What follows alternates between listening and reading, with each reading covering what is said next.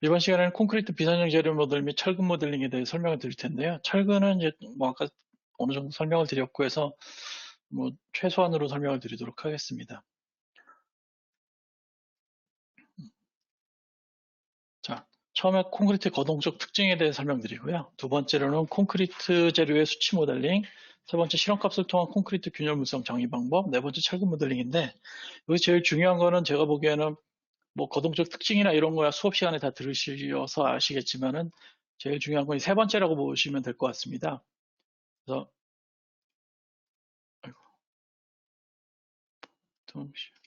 이 세 번째가 제일 중요할 것 같은데요. 왜냐하면 이제 여러분들은 배우고 다 알고 계시지만은 이제 소프트웨어를 통해서 뭔가 해석을 이제 수행하려고 하다 보면 거기에 요구되는 물성치들이 많이 있어요. 거동 모델들에 따라서 이제 요구되는 물성치도 많이 다르긴 한데 그 물성을 집어넣으려고 했더니 되게 애매모호한 것들이 상당히 많습니다. 그래서 그런 것들을 거동 모델도 많기 때문에 어떤 거동 모델을 쓰고 그 거동 모델이 맞는 입력값은 뭘 써야 될지가 되게 애매하게 되는데 그거를 어떻게 정의하는지에 대한 요령을 설명하는 부분이 되겠어요. 그래서 이 강좌는 저는 이제 정말 많이 이제 이거 똑같은 PPT가 아주 많이 하고 있는데 그때마다 항상 강조드리는 게 세 번째가 제일 중요합니다라고 말씀을 드립니다. 실무에서는 이게 진짜 핵심이거든요. 왜냐하면 현장에서 이제 저한테 물성을 던져주는 거는 딱 하나예요. 강도 하나만 던져줍니다. 이거 뭐 몇 메가파스칼짜리 이제 콘크리트인데요. 이거 해석 좀 해주세요. 이럽니다. 균열 해석을 해달라고. 정말 난감하죠. 그래서 그럴 때 이제 어떤 식으로 이제 물성들을 정의해서 사용을 하면 되는지에 대해 설명을 드리도록 하겠습니다. 첫 번째로 콘크리트 거동적 특징을 보면은요. 콘크리트 공시체 실험을 하게 되면 이런 식으로 이제 그래프를 얻을 수가 있죠. 일축 실험을 하게 되는데요. 콘크리트는 크게 1축, 2축, 3축 상태에 따라서 이제 거동이 달라진다라고 볼 수가 있겠습니다. 그래서 처음에 먼저 1축 거동인 인장과 압축 거동에 대해서만 설명을 드리고요. 이 설명에는 이제 구소갑에 대해서는 설명이 전혀 빠져 있겠죠. 먼저 이제 하시게 되면 실험하실 때 공시체, 이제 콘크리트 압축 강도가 중요하기 때문에 그거를 기준으로 해서 모든 걸 평가를 하게 되죠. 물성들이나 이런 것들을. 그래서 그 압축 강도를 계산하기 위해서 공시체를 사용하게 되는데 공시체에도 종류가 여러 개가 있다는 걸 여러분들 다 아실 겁니다. 그래서 저희는 보통 원초형 공시체를 사용하게 되는데 원초형 공시체 원초형이란다. 원주 공시체를 쓰게 되는데 원주 공시체도 사이즈가 여러 개가 있어요. 사이즈에 따라서 나오는 강도가 다 틀립니다. 똑같은 재료로 똑같이 비벼가지고 똑같이 양상해서 똑같이 깨게 되면은 사이즈에 따라서 강도들이 다 바뀌어요. 조금씩 달라요. 그래서 그 강도가 어떻게 다른지를 15 x 30짜리 이제 공시체, 이제 많이 쓰는 그 공시체를 1을 기준으로 해가지고 이제 표현을 해놓은 겁니다. 그래서 입방체나 직방체 형태의 이제 공시체들도 있는데 이런 식으로 강도가 이제 다르다라는 것을 보실 수가 있어요. 이게 왜 중요하냐면요. 해외랑 같이 조인해서 일을 하게 되는데 보통 이제 요즘 많이들 그렇게 하죠. 근데 유럽이나 이런 데서는 강도를 계산할 때 뭐 직방체나 입방체 이런 시료들을 가지고 공시체를 가지고 이제 강도를 이제 산정을 해가지고 여러분들한테 던져주는 경우가 있어요. 생각 없이. 그렇게 되면 여러분들은 판단을 해야겠죠. 좀 큰데 그래서 되물어야겠죠. 어떤 공시체 썼어요? 그럼 뭐 썼습니다. 그럼 그거 가지고 변환을 해가지고 사용하시면 된다는 얘기예요. 그래서 똑같은 압축 강도를 받았다고 하더라도 그냥 쓰시면 안 되고 반드시 어떤 공시체를 사용해서 했는지를 해외랑 일할 때는 반드시 좀 물어보고 하셔야 됩니다. 자, 종종 이제 공시체를 통째로 모델링해서 이제 해석을 수행하는 경우도 있는데 여기서는 사실 공시체 모델링을 많이 할 필요는 없어요. 사실 그냥 나온 거 가지고 쓰게 되면 되는데 아주 아주 가끔 이제 공시체 모델링을 해가지고 해석을 수행하시는 분들이 계시더라고요. 또 공시체 모델링 하는 방법 뭐 좋습니다. 그래서 이런 식으로 하시면 되는데 이거는 뭐냐면은요. 점과 점 사이를 선형으로 보관하는 저차 요소를 사용해서 자른 거고요. 오른쪽은 점과 점 사이를 이제 원형으로 다 묘사할 수 있는 고차 요소를 사용해서 한 겁니다. 그래서 어떤 정확도는 오른쪽이 훨씬 더 높겠죠. 얼마 차이는 안 나긴 하겠지만은 그런 것까지 다 보시고 싶으시면 이렇게 고차 요소를 이용해서 원형 형상 자체가 이제 곡선이다 그러면 고차 요소를 사용하셔서 쓰실 것을 권장을 드립니다. 경계 조건 주실 때는 위에서 누르는 거기 때문에 밑에는 이렇게 Z 방향으로 못 움직이게 하는 모양인데요. Z방향으로 구속이 되어 있다라는 화살표 표시입니다. 그리고 가운데 하나만 YZ 방향으로 못 움직이게 잡아주시면 돼요. 이걸 안 잡아주시게 되면은요, YZ 방향으로는 그냥 얘는 완벽하게 미끄러운 면 위에 올라가 있다 보시면 돼요. 그래서 위에서 하중을 주게 되겠지만 얘가 아주 조그마한 수치 오차를 통해서 왼쪽 방향으로 1 마이크로 뉴턴 정도의 힘이 들어갔다 치면 얘는 무한대로 쫙 밀려나가는 거죠. 그래서 그런 걸 방지하기 위해서 가운데에다가 XY 방향으로 이렇게 경계 조건을 하나 주실 것을 권장드립니다. 항상 그렇게 날아가진 않지만 가끔 그런 현상이 발생하는 경우가 있어요. 근데 3D 풀 모델링 하게 되면 요소 개수도 많고 자유도 개수도 많아서 자유도 개수는 방정식 개수와 같다고 보시면 되는데요. 방정식 개수가 많아지기 때문에 해석 시간이 상당히 많이 걸립니다. 그래서 될 수 있으면 빨리 하고 싶다. 근데 3D를 해야겠다 싶으신 분들은 이렇게 하프 모델링이나 쿼터 모델링 하실 것을 권장드립니다. 하프 모델링, 쿼터 모델링을 처음 들으시는 분들도 있을 텐데 뭐냐면요. 자, 이 공시체를 보면은 절반을 뚝 잘랐을 때, 위에서 눌렀을 때 절반을 뚝 자르게 되면 왼쪽과 오른쪽으로 완벽하게 대칭이 돼서 변형이 일어납니다. 그럼 가운데 면은 변형이 빵이 되겠죠. 자, 그래서 그거를 이용한 겁니다. 그래서 정확하게 반을 잘라서 이 부분을 안 움직인다는 경계 조건을 준 거예요. 그래서 이쪽 방향으로 면으로 고정이 돼 있고 위에서 누른다 그러면 이쪽으로는 프리하게 팽창이 되겠죠. 한쪽으로는. 이쪽으로도 마찬가지고. 그래서 이런 식으로 모델링 하는 걸 하프 모델링이라고 하는데 하프 모델링 한 거랑 풀 모델링 한 거랑 결과 차이가 발생할 텐데요. 전혀 그렇지 않습니다. 그래서 꽤 해석을 하신 분들도 그런 의문점을 가지고 저한테 되질문을 하세요. 해석 경력이 한 5년, 10년 되신 분들도 하프 모델링 하면 그래도 조금 다르잖아요. 라고 하시는데 전혀 안 그렇습니다. 100% 같습니다. 아시겠죠? 그래서 하프 모델링 한다고 해서 뭐가 잃는 건 없어요. 얻는 게 많습니다. 시간이 단축되기 때문에. 아시겠죠? 근데 하프 모델링도 좀 과하다 싶으면 쿼터 모델링 하시면 돼요. 왜?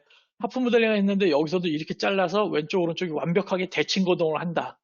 거동 자체가 대칭이라면 그 대칭 조건을 만족시켜주는 경계 조건을 적절히 사용하시면 이렇게 쿼터 모델링까지도 잘라서 하실 수가 있고 이 쿼터 모델링이랑 풀 모델링이라는 거동 차이가 없습니다. 그래서 수치 모델링하는 요령이죠, 요령. 그래서 노하우가 꽤 쌓이신 분들은 이런 식으로 모델링을 해서 많이 사용을 하세요.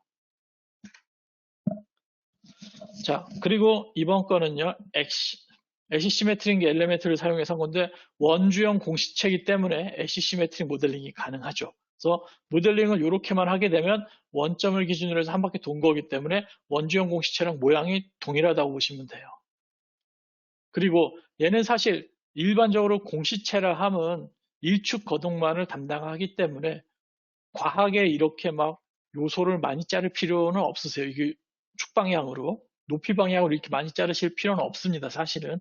제가 이거는 좀 보여드리려고 자른 거고요. 이렇게 해서 제가 판단했을 때 공시체는 이 모델 하나 가지고도 거의 정확하게 모델링을 구현해 내실 수가 있어요. 요소 꼴랑 4개 있죠.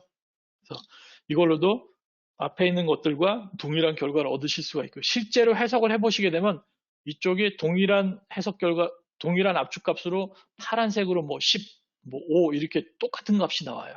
그래서 이렇게 자르나 결과는 똑같다고 보실 수가 있어요.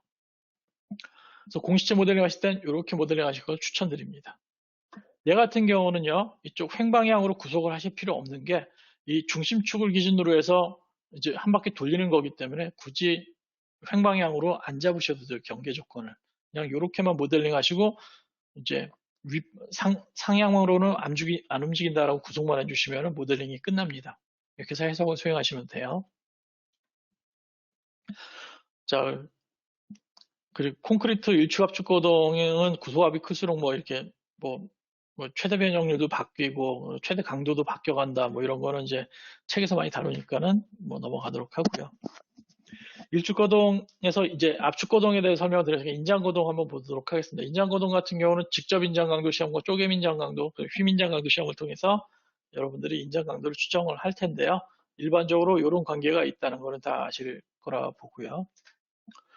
그리고 실험을 이렇게 하니까는 수치 모델링도 똑같이 해서 해주는 게 좋겠죠. 그래서 모델링을 이렇게 해서 양쪽으로 땡기는 실험을 하게 되면은요, 실험 결과가 거의 비슷한 경우와 완전 다른 경우 두 가지로 극과 극으로 나타납니다. 왜냐하면 직접 인정 실험 자체가 그렇게 쉽지 않기 때문에 이 실험 해보시면 아시겠지만 쉽지 않습니다. 그래서 동일한 결과 얻기가 쉽지 않아요. 그래서 쪼개 인장 실험 같은 경우도 하는데 얘는 수치 모델링 해가지고 쪼개하기에는 쉽지가 않습니다. 얘는. 그래서 보통은 수치 모델링 해서 이제 인장 강도 실험과 비교할 때는 이렇게 휘민장 시험을 하게 되겠죠. 휘민장 실험을 통해서 하는데 휘민장 실험을 이제 모델링 할 때는 이렇게 3D로 모델링 하실 수도 있지만 두께 방향으로 전혀 이제 대칭 거동을 하네. 그렇게 되면 이렇게 플레인 스트레스 엘리멘트를 모델링해서 해석을 수행하시면 되겠습니다. 그래서 실험한 것과 이것과 똑같은 거동이 나올 때까지 반복적으로 이제 재료 물성을 바꿔가면서 돌린 다음에 같으면 얘가 얼마의 값이 이제 나왔구나라고 이제 예상을 하시면 되겠죠.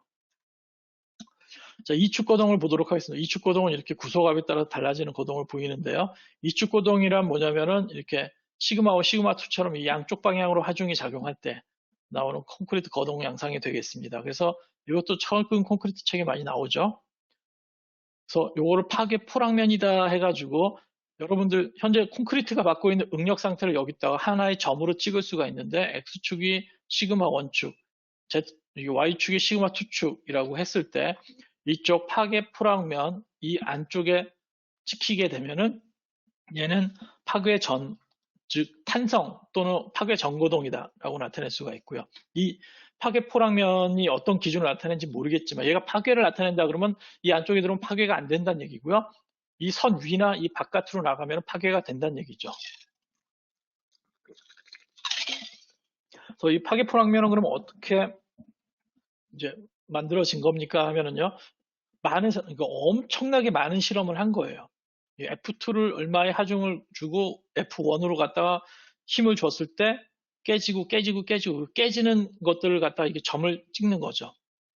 그래서 만약에 이게 횡방향으로 0.2의 하중을 주고 눌렀을 때 한 1.08 정도에서 깨졌다고 X표를 딱 치는 거예요. 그리고 횡방향 압력을 좀 바꿔서 눌렀을 때 얼마에서 깨지더라. X표 해가지고 쭉 선을 연결했더니 이렇게 나온 겁니다. 그래서 그 선까지 가게 되면 깨진다는 얘기죠. 즉, 이 선 안에 들어오면, 이 포락면 안에 들어오면 안 깨진다는 얘기예요. 깨지는 걸 기준으로 선을 만들었다면, 그래서 X표를 쳤을 때 그렇다면 이 안은 안 깨지고 이 밖으로 가면 무조건 다 깨지고 선 위에 가도 깨진다라고 볼 수 있겠습니다.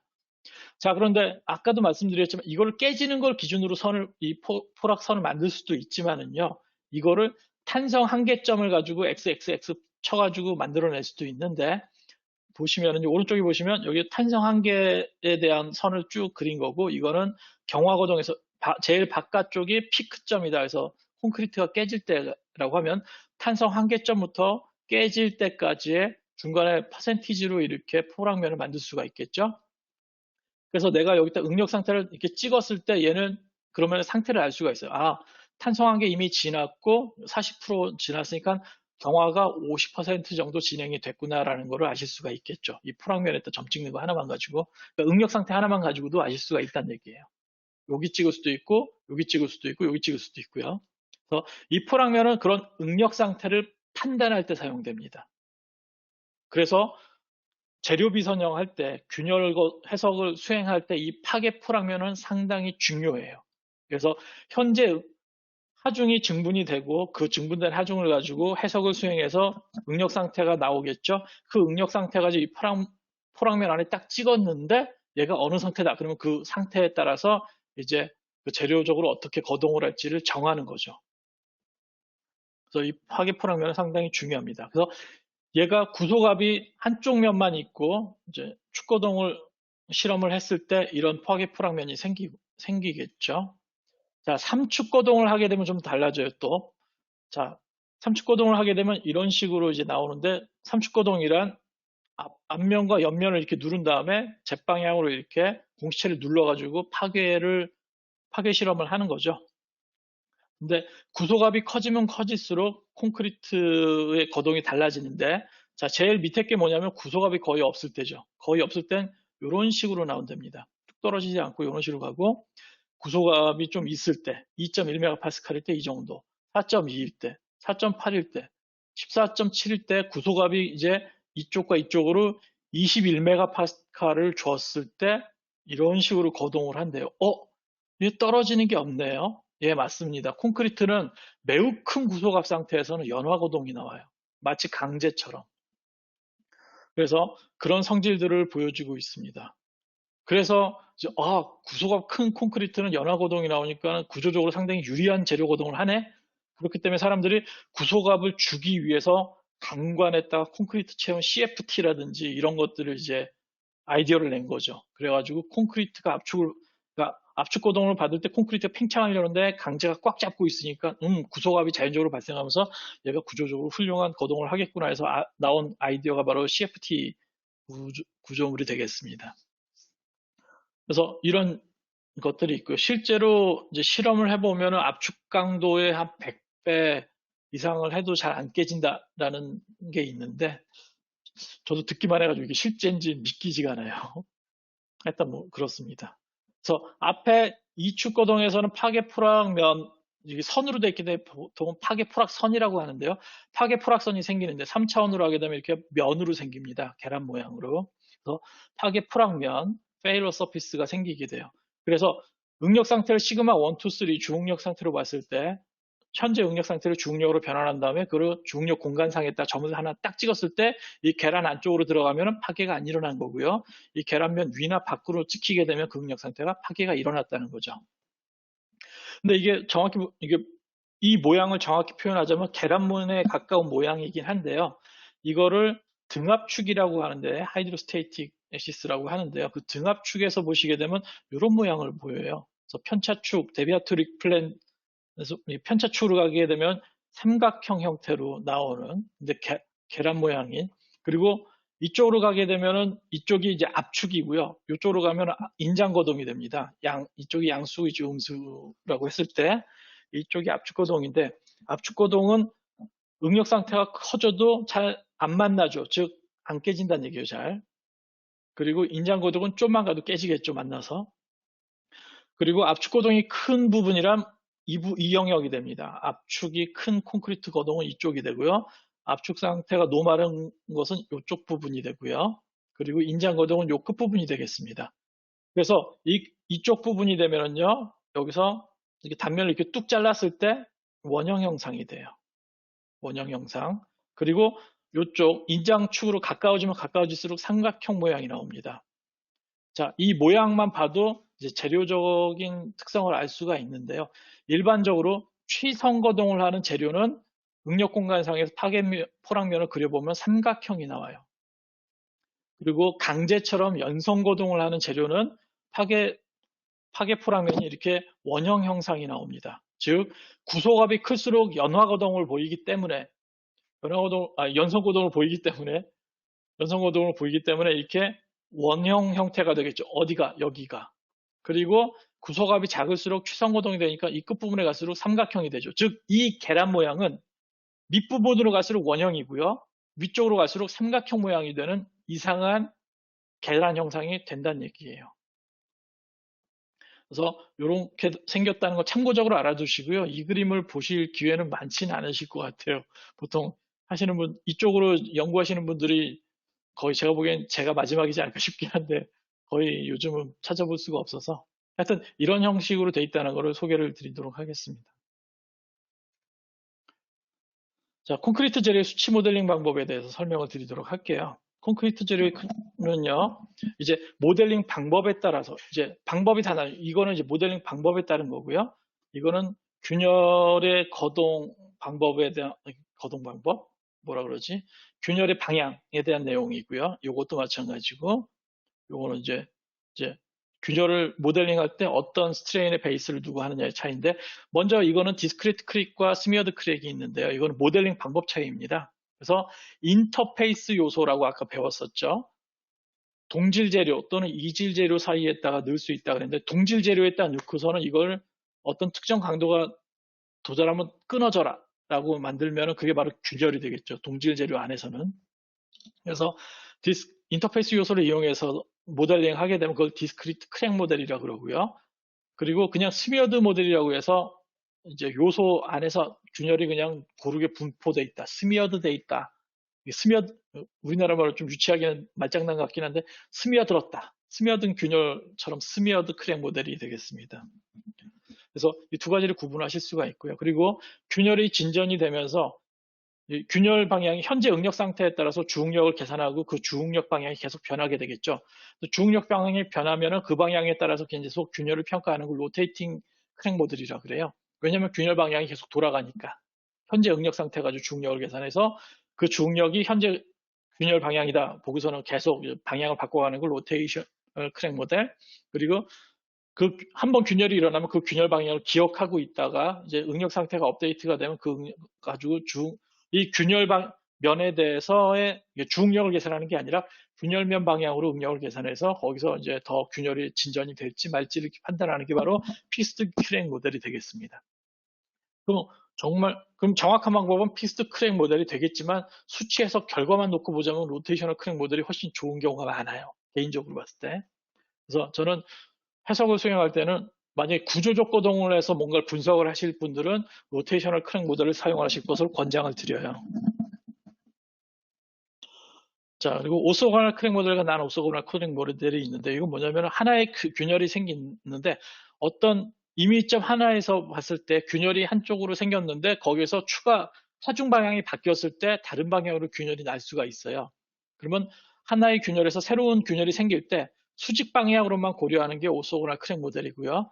그리고 애중간한 각도로 휘어가서 가는 건 난 오소고날 크랙 모델이라고 할 수가 있겠죠.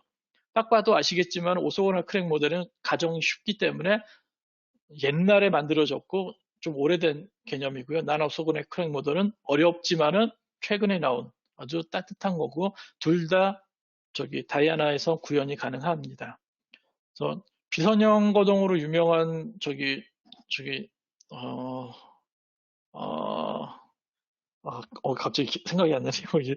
이것이 어, 이따가 생각나면 설명드릴게요. 거기 다이아나의 그 특정 모델에선 나노소그나 크랙 모델을 사용하실 수가 있어요.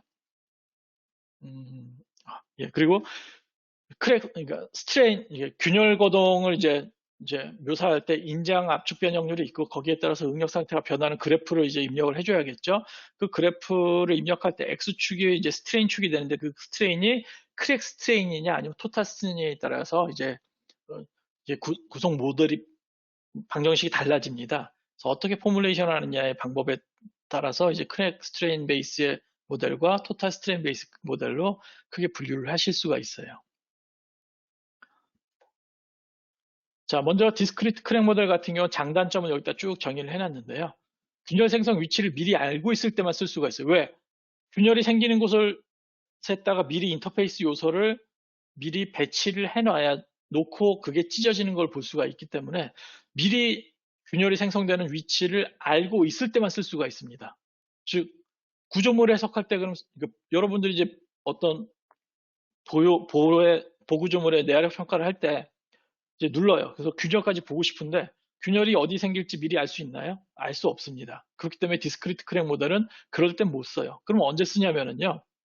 이미 균열이 생긴 거예요. 즉 되게 오래된 구조물인데 균열이 발생을 했어요. 그럼 그 균열이 발생된 원인을 규명하고 싶어요. 그러면은 그 균열이 된 데다가 인터페이스 요소를 만들어 놓고 거기다 이런저런 하중을 막 심는 거죠. 거기에 좀 과한 것도 실어보고 이런 하중도 실어보고 그때 사고 당시에 발생됐던 하중들을 막 실었을 때 어떤 특정 하중에서 딱 균열이 생기면 이 하중 때문에 그렇습니다라고 얘기할 수가 있겠죠. 원인을.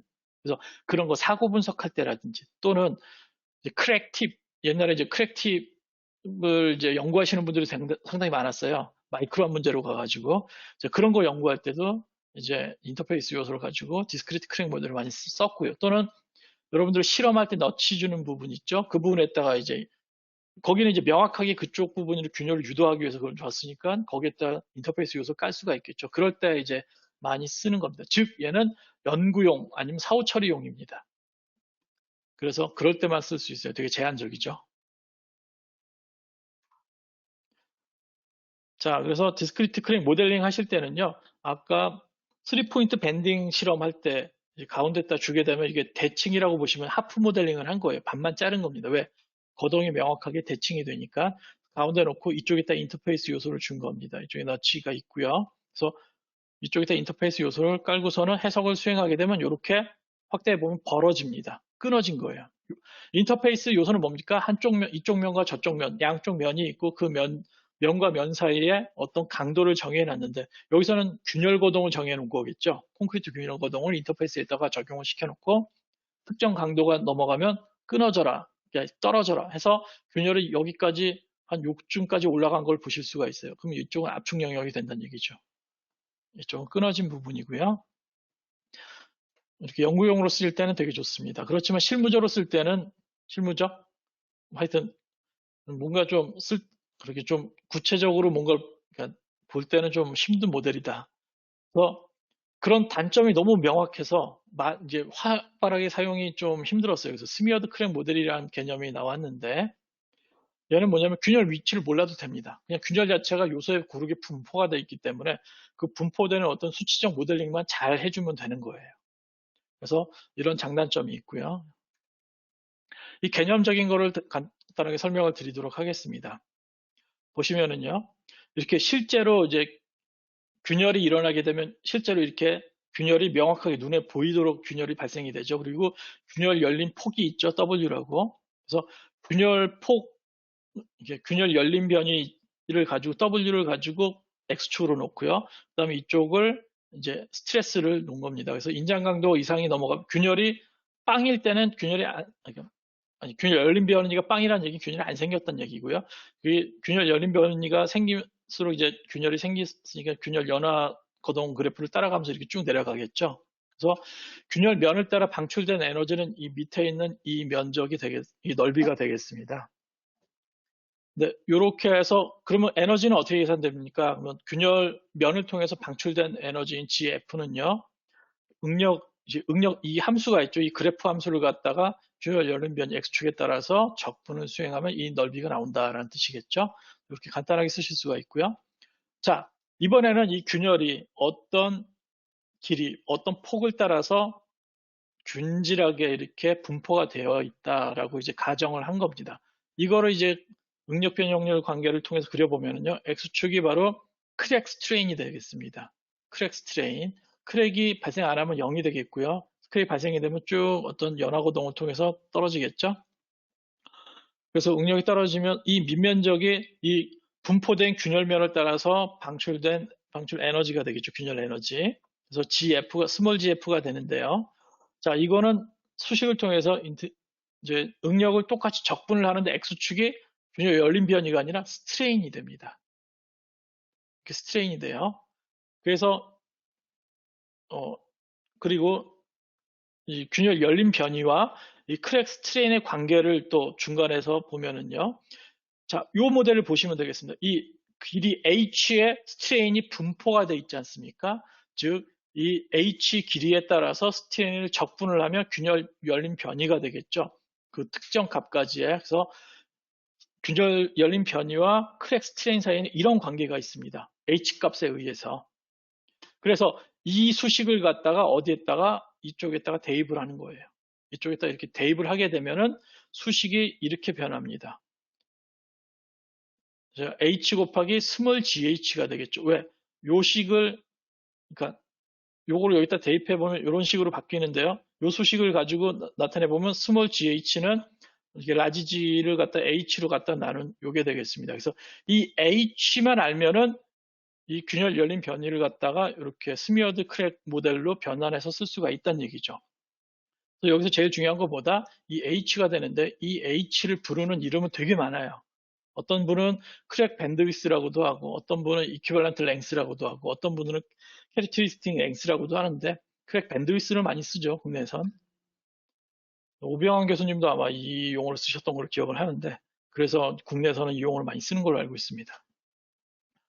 자, 그럼 크랙 밴드위스를 계산을 해서 넣어야 되는데 그러면 요소 크기에 따라 저게 달라지는 특성이 있거든요. 근데 라치라는 분이 1988년에 크랙 밴드위스를 요소의 크기에 따라서 계산하는 방법을 정의를 해놓은 게 있어요.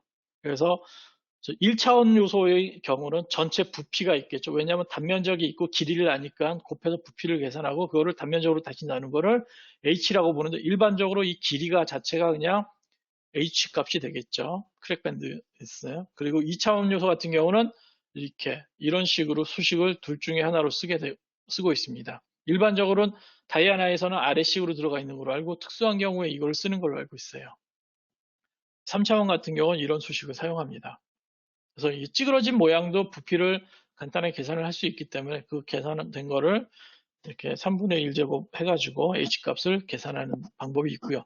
다이아나에서는 이 방법 외에도 라치 방법 외에도 여러 가지 방법인데 이상하게 요즘 제가 사람 이름을 잘 못 외워서 한 3가지 방법이 더 있어요. 트랙밴드 위스 계산 방법이 이거에 따라서 h값을 계산해서 이제 해석할 때 반영을 합니다. 그래서 여러분들은 어떤 방법을 쓸지만 선택만 해주시면 되고요. h값을 직접 계산할 필요는 없습니다.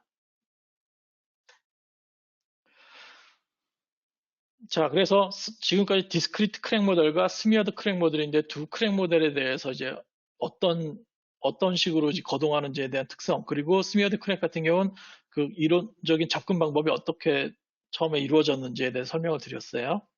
그리고 두 번째로 이제 크랙 스트레인 베이스와 토탈 스트레인 베이스의 균열, 이제 스트레인 베이스로 이제 나누었을 때 두 가지를 크게 분류할 수가 있는데요.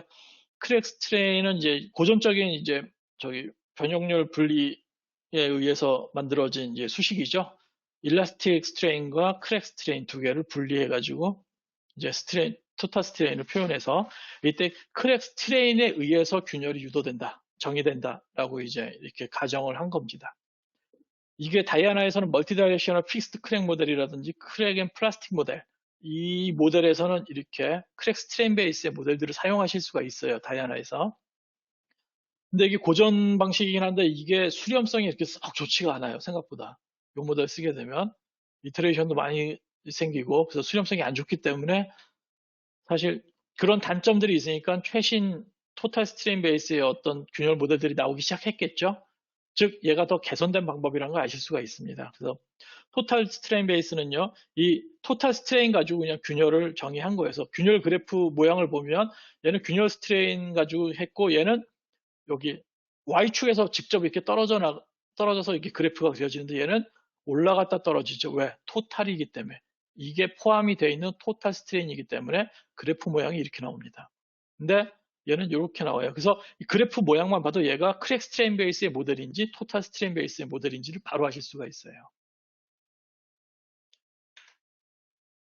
다이애나 지원하는 스미어드 크랙 모델에서는 멀티 다이렉셔널 픽스드 크랙 모델, 토탈 스트레인 베이스 둘 다 지원을 하고 있기 때문에 다양하게 입맛에 맞게 사용하실 수가 있어요. 자, 그리고 다이애나에서는 로테이셔널 크랙 모델과 픽스드 크랙 모델 또는 하이브리드도 지원을 하고 있습니다. 로테이팅 투 픽스드 크랙 모델이라고 해서 초반에는 로테이팅 크랙 모델이 되게 이제 좀 효과적으로 수행이 잘 됩니다. 그래서 프리피크까지 아니면 프리피크 경화고동 몇 %까지는 이제 로테이팅 크랙 모델을 쓰다가 넘어갔을 땐 균열이 커지기 때문에 그때는 픽스드 크랙 모델을 안 쓸 수가 없겠죠. 그때는 픽스드 크랙 모델로 바꿔서 돌려라. 이렇게도 설정을 해주실 수가 있어요. 그런 것들에 대해서 적혀 있는데 한번 읽어보시길 바랍니다. 오소고날 크랙 모델과 난오소고날 크랙 모델에 대해서 설명드리겠습니다. 이거는 균열이 간 부분에다가 실리콘을 갖다 쏘아서 굳힌 다음에 꺼내봤더니 이런 모양으로 균열이 생겼더라 해서 새로운 균열이 생길 때 뭐 어떤 모양으로 생기는지를 좀 시각적으로 보여주기 위해서 만든 것 같습니다. 이렇게 해서 오소고나 크랙 모델은 직각으로 생기는데요. 현재 생겼던 균열 위에 새로운 게 90도를 이루어서 생기기 때문에 최대 3개까지밖에 발생할 수가 없죠. 논오소고나 크랙 모델은 여러 각도로 생기기 때문에 최대 6개까지도 발생을 할 수 있습니다. 아까 다이아나의 특정 모델에만 이게 들어가 있다고 했는데 그게 마에카 후쿠라 모델이에요. 마에카 되게 유명하신 분이죠. 일본에 콘크리트 균열, 비선형 고동에 대해서 되게 좀 유명하신 분인데 마에카 후쿠라 모델이 들어가 있습니다. 다이아나에 있는 마에카 후쿠라 모델은요. 마에카 교수님이 안식년 때 다이아나 본사에 가서 직접 앉아서 코딩해서 만들어 놓은 모델이 되겠습니다. 되게 자랑스러워 하더라고요. 그리고 멀티 다이렉셔널 픽스드 크랙 모델은 뭐 텐션 컷오프나 이런 것들이 있는데요. 되게 구식 모델이에요. 그래서 저기 파괴 포랑면을 실제로 만들어서 그 파괴 포랑면을 벗어나면 균열이 발생이 되거나 또는 균열이 진전이 되도록 포뮬레이션을 한 거죠. 이게 되게 구닥다리 모델이긴 한데 이제 인장 쪽을 이런 식으로도 모델할 수 있고요. 이거는 어떻게 보면 랭킨 파괴면이라고 볼 수 있겠는데요. 이렇게 모델링하고 나서는 랭킨 파괴 모델과 모어클렁 또는 드러커 프레저 모델하고 조인해가지고 이렇게 만들 수도 있고요. 그래서 멀티다이렉셔널 크랙 모델은 이제 크랙 스트레인 베이스의 모델인데요. 이런 식으로 파괴 포랑면을 어떤 식으로 정의하느냐를 가지고 이제 포뮬레이션을 좀 달리도 할 수 있습니다. 선택 사양이에요. 그리고 이쪽 멀티다이렉셔널 픽스드 크랙 모델에서 지원하고 있는 이제 다양한 이제 균열 모델이 되겠습니다. 인장고동 모델이죠. 정확히 얘기하면 취성, 브리틀이 있고요. 리니어, 멀티리니어, 난리니어 이런 것들이 있는데요. 난리니어 그리고 리니어, 리니어 프랙처 에너지 베이스가 있고 난리니어 이게 네덜란드 분인데 저는 홀딕이라고 읽기는 하는데요. 발음이 좀 어렵습니다. 홀딕 이분 것도 있고 뭐 이런 것들도 있습니다. 자, 그래서 여기 보시면은 여기 파괴 에너지, 균열 에너지 GF 값을 요구하고 있죠. 그럼 이거를 입력해야 된다는 얘기인데 실제로 이 곡선이 되게 마음에 들어서 쓰고 싶어요. 단순하니까 이것도 쓰고 싶긴 한데 이 균열 에너지를 몰라서 이제 이거 써야 될지 말아야 될지 되게 망설이시는 분들이 있는데 이걸 쉽게 정의하는 방법을 이따가 설명을 드리도록 하겠습니다. 토탈 스트레인 크랙 모델은요. 배치호 교수님 되게 유명하시죠. 토론토 대학에 계신 분인데 이분이 이제 수정 압축잔 이론을 만드셨는데 그분의 것을 좀 수정을 해서 토탈 스트레인 베이스에 근거해 가지고 만든 토탈 스트레인 크랙 모델이 되겠습니다. 1993년에 셀비엔 배치호가 3차원으로 확장을 해서 이때 완성을 한 그런 모델이 되겠습니다. 그래서 다이애나 지원은 토탈 스트레인 베이스의 압축 거동은요. 이런 압축 거동들을 다 지원을 해주고 있어요. 여기에 몇 개 더 추가가 된 걸로 알고 있습니다. 최신 버전에선. 근데 여러분도 아시겠지만은 이 재료 거동 모델은 정말 민감하지 않다면 그냥 나는 그냥 어느 정도 정확도만 보여주면 그걸 쓰겠다라고 하시는 분들은 선호하시는 그러니까 저는 이걸 추천드려요. 소렌펠트 이분 걸 추천을 드리는데 네덜란드 분들은 이게 발음이 다 어려운지 모르겠어요. 이분 걸 추천하는데 이분께 왜 좋으냐면은 곡선이 이렇게 주어지는데 이 곡선을 정의하기 위해서 필요한 재료 정수는 하나밖에 없어요. FCK. 요각만 딱 집어넣어주면 이 곡선을 따라서 지가 알아서 갑니다. 근데 이 모델 같은 경우 보세요. 압축 강도도 넣어줘야 되죠. 그리고 균열 에너지도 넣어줘야 되죠. 그래서 입력할 게 더 늘어났어요. 즉 어려운 모델이란 얘기입니다. 그래서 실무에서 쓰시는 분들 같은 경우는 이제 균열 거동을 해석만 하시면 되는 거잖아요. 어떻게 이제 뭐 간단히 얘기하면. 근데 어떤 걸 쓸지인데 그 기준이 이거예요. 그러니까 최소한의 파라미터를 요구하는 모델. 그래서 이거를 추천을 드린다는 겁니다. 마이카 모델도 추천드려요. 이거 FC 값, 그러니까 일축압축 강도만 집어넣어주면 얘도 잘 돌아가요. 그래서 마이카 모델 이거를 더 추천드리는 게 낫겠다. 왜냐면 얘는 로딩 언로딩까지 거의 정확하게 묘사를 하고 있기 때문에 마이카 모델 추천드립니다. 압축 거동에선. 참 그리고 토탈 스트레인 크랙 모델과 저희 크랙 스트레인 베이스 모델 있지 않습니까? 이 둘 중에서 어떤 거를 추천하냐면 토탈 스트레인 베이스 모델을 추천을 드려요. 크랙 베이스 모델 같은 경우 아까 처음 설명드릴 때도 말씀드렸지만 수렴성이 토탈 스트레인 베이스도 이렇게 뛰어나진 그러니까 완벽한 건 없어요. 균열 모델 중에서 완벽하게 수렴이 잘 되는 모델은 없긴 하지만 두 개를 비교했을 때는 토탈 스트레인 베이스 크랙 모델의 수렴성이 훨씬 좋습니다. 훨씬까지는 아니지만 2배 정도 좋다고 보시면 될 것 같아요. 이게 좀 더 좋아요. 제가 봤을 땐 경험적으로. 그래서 토탈 스트레인 베이스 모델을 쓰시고 압축 고동에선 마이크를 쓰시면 무난하다. 그리고 이 안에 보이면은요, 다이애나에서는 구소갑에 의한 강도 증진 효과와 그리고 최대 스트레인 증진 효과까지도 전부 다 고려할 수가 있고요. 횡방향 균열에 의한 압축 강도 감소 효과까지도 고려가 가능합니다. 이런 것들이 다 되니까 정말 정확한 모델링이 될 수 있겠죠. 그래서 다이애나는 이쪽 건설 쪽에서 출발해서 만들어진 소프트웨어이기 때문에 이런 콘크리트 균열 모델 쪽에서는 상당히 유명한 소프트웨어예요. 그래서 제가 알기로는 서울대나 연대에서 이게 거의 1, 2호로 이렇게 구매를 하셨던 걸로 알고 있는데 그 구매 목적 자체가 콘크리트 균열 때문에 구매를 하셨던 걸로 알고 있습니다. 그쪽 연구용으로. 그 정도로 콘크리트 균열에서 출발해서 지금은 집안 해석까지도 전부 할 수 있게끔 영역을 확장을 한 건설 분야 베이스의 소프트웨어이기 때문에 이쪽에서는 뛰어난 성능을 가지고 있다고 말씀드릴 수가 있어요. 근데 아바쿠스 안시스는 걔는 다양하게 많은 기능들을 가지고 있고 좋습니다. 사용하기도 편리하긴 한데 문제는 이 콘크리트 건설 분야에서 가장 많이 쓰인다는 콘크리트 재료를 거동 모델을 모사하는 데는 이렇게 정확한 모델들을 가지고 있지 않아서 그게 좀 단점이라고 할 수 있죠. 그래서 다이아나를 많이 쓰시는 것 같아요. 구소각 증감학교라든지 횡균열 효과 이런 것들이 들어가 있고요. 그리고 토탈베이스에 이제 인장고동 모델이 들어갔는데 이거 FRC 모델이 들어갔습니다. 그래서 이런 것도 고려할 수가 있다. 그리고 전단고동에 대해서 뭐 여러 가지 총 7개의 모델들을 지원해주고 있어요. 어마무시하죠. 다이아나에서.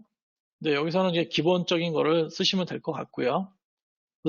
모든 값들은 다 웬만하면 디폴트 값을 쓰시는 게 좋아요. 특히 이 스트랜 베이스의 전단고동에서의 값을 할 때는 콘스탄트 시어 리텐션의 디폴트 값을 쓰실 것을 권장드립니다. 이 값에 엄청 민감해요. 그런데 여기 이론적으로 아직 정립이 안 돼 있어요. 명확하게. 그래서 뭐가 좋다, 뭐가 정답이다, 뭐가 제일 뛰어나더라 이런 게 없어요. 아직까지. 그렇기 때문에 이 부분에 대해서는 그냥 기본값을 사용하실 것을 추천드리고요. 이거는 픽스드 크랙 모델 할 때만 사용이 되고 로테이셔널 크랙 모델은 주응력 방향으로 계산하기 때문에 전단 고동에 대한 정의가 필요 없어요. 그래서 로테이셔널 크랙 모델, 픽스드 크랙 모델이 정확하긴 하지만 이 전단 고동 모델 때문에 많이 사용이 되지 않는다는 생각도 들긴 해요. 정말 이 값들에 민감하기 때문에요. 자, 그래서 토탈 스트레인 베이스 모델과 픽스드 크랙 모델을 비교한 건데요. 모델링을 이렇게 수행을 한 다음에 결과를 그려봤더니 이렇게 쭉 나왔어요. 다이아나에 있는 모든 모델들을 총출동시켜가지고 모델링을 했는데 보시면은 이 빨간색과 초록색이 픽스드 크랙 모델에 대해서 한 건데 쉬어 전단 고동에 대해서 리텐션 팩터를 베타 0.1로 한 거랑 디폴트 값을 쓴 거랑 결과 차이가 엄청 많이 나죠. 빨간색 그래프와 위에 있는 초록색 그래프 차이가 납니다. 그렇기 때문에 여기에 엄청 민감해요. 그래서 디폴트 값을 쓰시거나 또는 로테이셔널 크랙 모델, 로테이팅 크랙 모델을 쓰실 것을 권장을 드려요. 로테이팅 크랙 모델은 그때그때 중력 방향을 바뀌면서 뭐 해석을 하겠지만 픽스드 크랙 모델이랑 결과 차이가 크게 나지가 않습니다. 그래서 저는 개인적으로는 이 로테이팅 크랙 모델, 로테이셔널 크랙 모델이라고 하는데 그거를 사용하실 것을 권장드려요. 자, 다이애나 지원하는 추가적인 콘크리트 모델들은 이런 것들이 있습니다. 코소보 모델도 있고 마이카 모델도 있고 뭐 여러 가지가 있는데 이걸 다양하니까 입맛에 맞게 골라 쓰시면 되겠습니다. 자, 이제는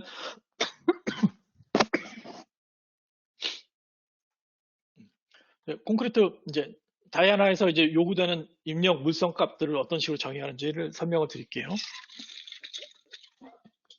처음에도 설명드렸지만은 현장에서 얻을 수 있는 압축 강도 하나입니다.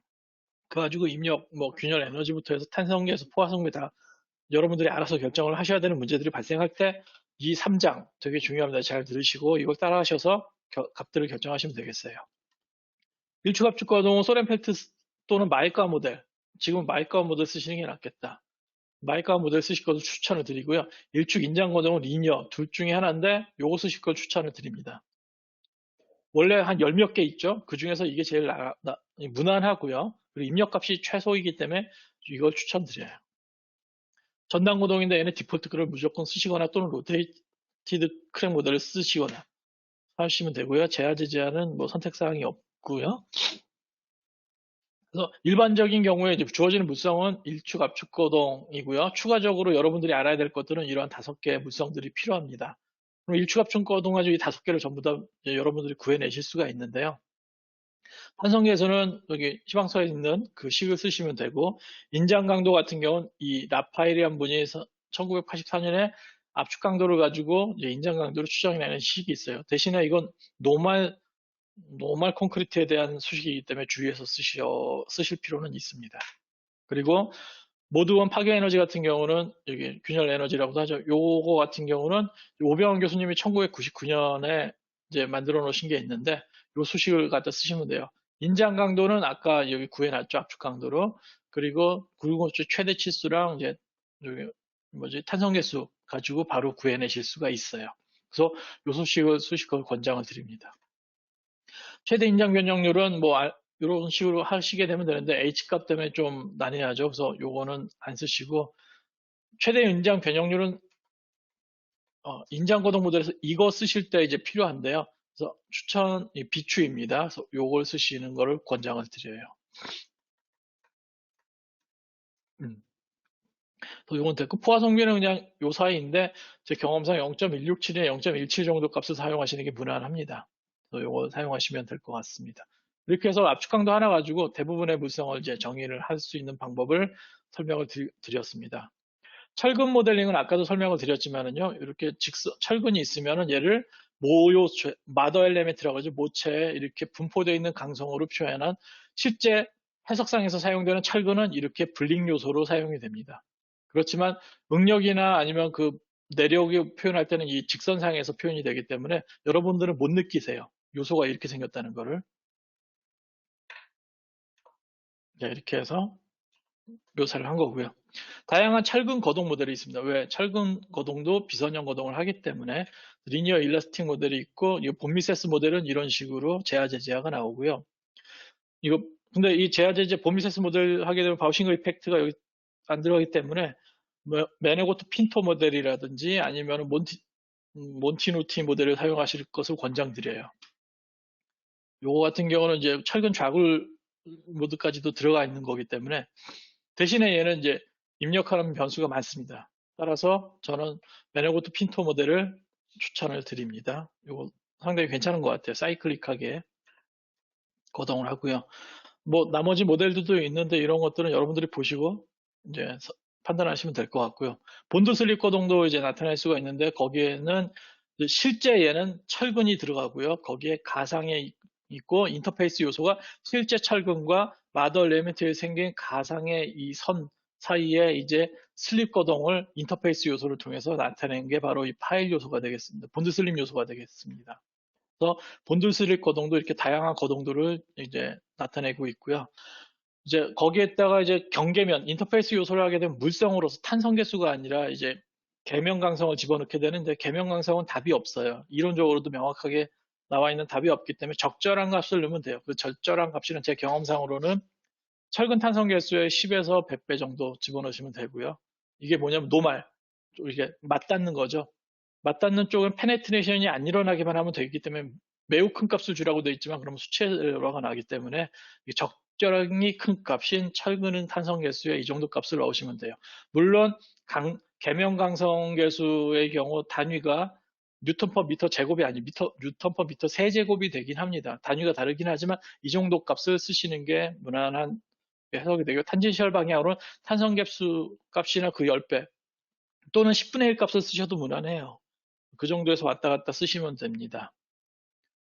그래서 인터페이스 요소의 물성은 이 정도로 말씀을 드리면 될 것 같고 이렇게 해서 오늘 콘크리트 비선형 계면 남았구나. 계면 모델 중에서 이런 모델들 여러 모델들이 있는데요.